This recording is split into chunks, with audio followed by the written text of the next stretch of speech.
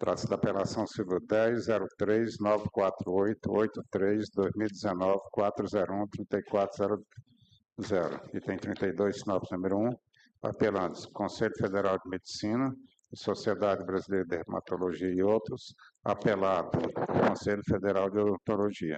Advogados inscritos para sustentação oral pela Sociedade Brasileira de Dermatologia, o senhor Dr. Albert Amaro Ogliari. E pelo Conselho Federal de Medicina, o senhor advogado Dr. Rafael Rabelo Cunha Melo, ambos no modo presencial. Com excelência, com a palavra por 15 minutos. Obrigado, presidente. Cumprimento Vossa Excelência, desembargador Ivani, ao qual estendo meus cumprimentos aos demais desembargadores. Agradeço a oportunidade e a atenção dos senhores. Hoje eu falo em nome da Sociedade Brasileira de Dermatologia, ao qual a gente está nessa ação desde o seu início, buscando desde 2019 a declaração de legalidade dessa resolução do Conselho Federal de Odontologia. É importante destacar que este é um processo que impacta a vida de milhões e milhões de pessoas. A gente tem, pelo lado, mais de 600 mil médicos hoje no país que recebem pacientes dias após dias em hospital, em clínica, vítimas de sequelas de atuação de profissionais não médicos como os dentistas. Nós temos também 400 mil dentistas que atuam com base numa resolução administrativa do seu conselho. Resolução administrativa, gostaria de destacar, onde se junta 5, 10 pessoas numa canetada, permite que dentistas e demais profissões podem realizar quaisquer tipos de atos que eles entenderem necessários. Essa é uma resolução administrativa. Essas atividades impactam diretamente na vida de milhões de pessoas, como eu falei. Então, é muito importante a gente estabelecer qual é a controvérsia jurídica. Como muito bem destacou a nossa presidente, desembargadora Ivani, a gente precisa saber se pode um conselho de classe, através de uma resolução, aumentar o seu campo de atuação. A Constituição Federal, já no artigo 5º, inciso 13, já deixa bem claro, a liberdade de profissão no Brasil, ela pode ser exercida, desde que as qualificações profissionais sejam estabelecidas em lei. Vou repetir, que sejam estabelecidas em lei. E nós não temos hoje, na lei da odontologia, essa previsão legal da realização de procedimentos estéticos invasivos. Ponto. Nós não temos. É importante a gente destacar que esse tipo de posicionamento não é novo. Esse próprio Tribunal Regional Federal da Primeira Região já analisou em colegiado esse tipo de situação, sobre a possibilidade de uma resolução aumentar seu campo de atuação, senhores. Isso não é novo. Esse julgamento que eu vou comentar agora com os senhores já foi referendado pelo STJ, já foi referendado pelo Supremo Tribunal Federal. Vou destacar aqui diversos julgados, tanto dessa corte quanto de demais órgãos julgadores. Primeiro, nós temos em relação aos farmacêuticos, resolução 573 de 2013, Conselho Federal de Farmácia, que autorizava a prática de procedimentos estéticos dermatológicos invasivos. Apelação desta corte, senhores, declarou a nulidade.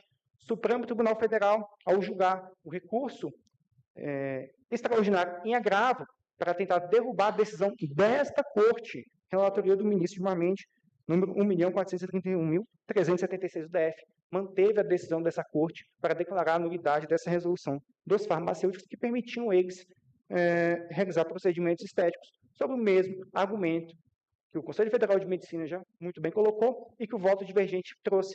Não compete ao Conselho de Profissão aumentar seu campo de atuação por meio de resolução. Vamos mudar de profissão, vamos para os enfermeiros. Resolução COFEN 529 de 2016 autorizava os enfermeiros a realizar procedimentos estéticos invasivos. Teve nulidade judicialmente declarada pela 4ª Vara Federal Judicial do DF. Biomédicos, resolução do Conselho Federal de Biomedicina, também resolução declarada ilegal pela 3ª Vara Federal de Brasília. Ministro do Superior Tribunal de Justiça, Dr. Napoleão Nunes, disse o seguinte no recurso especial 1.357.139 DF. No âmbito do direito público, vigora o princípio da legalidade estrita, de modo que a ausência de previsão legal para o desempenho de certa atividade impede que o órgão regulador a outorgue de forma administrativa autônoma, revalidando o julgamento do Tribunal Regional Federal da Primeira Região. Somente nesse processo judicial, excelências, as partes aqui apelantes trouxeram 4 acórdãos que anularam resoluções de profissões que tentavam autorizar os profissionais a realizar procedimentos estéticos. Trouxemos 10 sentenças de primeira instância, trouxemos 12 liminares judiciais, além das diversas citações em precedentes da STJ e do Supremo Tribunal Federal. Por que disso, Excelência? Porque desde 2019, a Sociedade Brasileira de Dermatologia vem demonstrando os autos uma certa cautela para não causar tumulto, os graves danos que são causados pelos dentistas na população brasileira.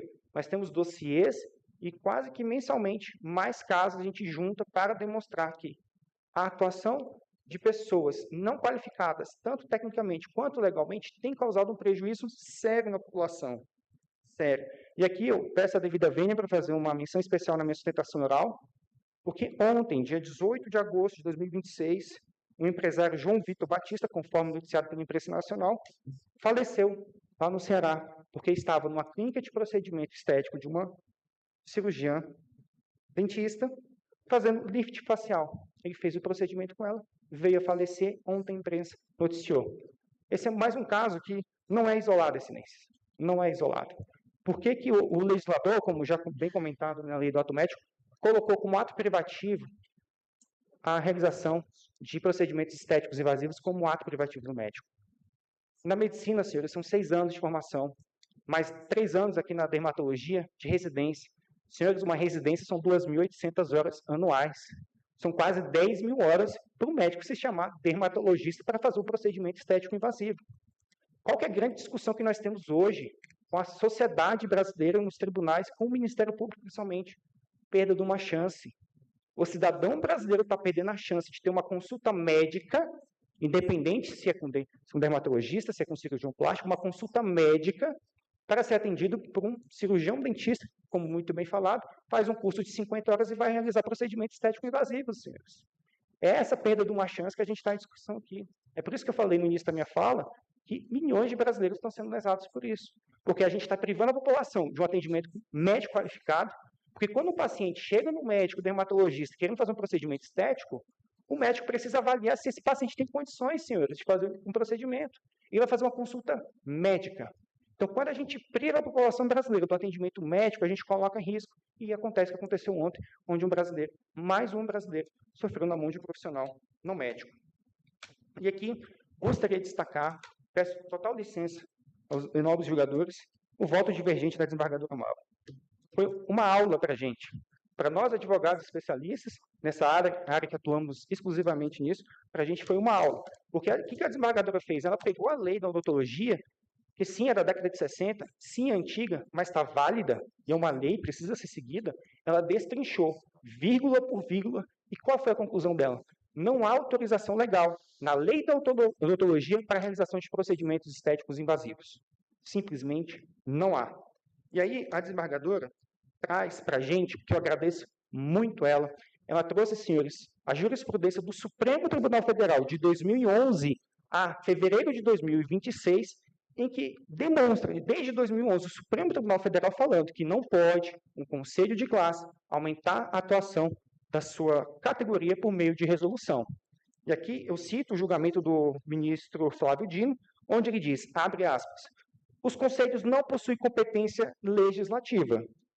Não podem inovar na ordem jurídica, criar direitos, deveres ou restrições não previstas em lei. Sua competência é meramente administrativa fiscalizatória, não lhe sendo dado usurpar a competência da União Federal para legislar sobre condições para o exercício das profissões, artigo 22, inciso 16 da Constituição.